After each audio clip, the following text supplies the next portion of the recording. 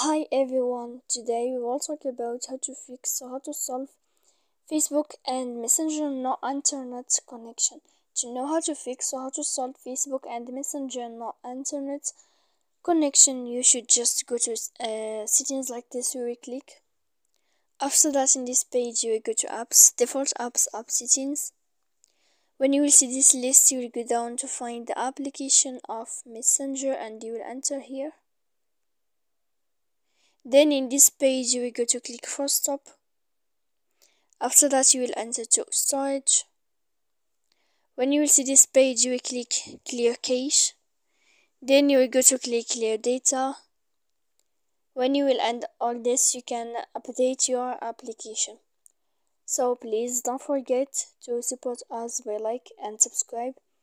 See you next time in another video and thank you for watching.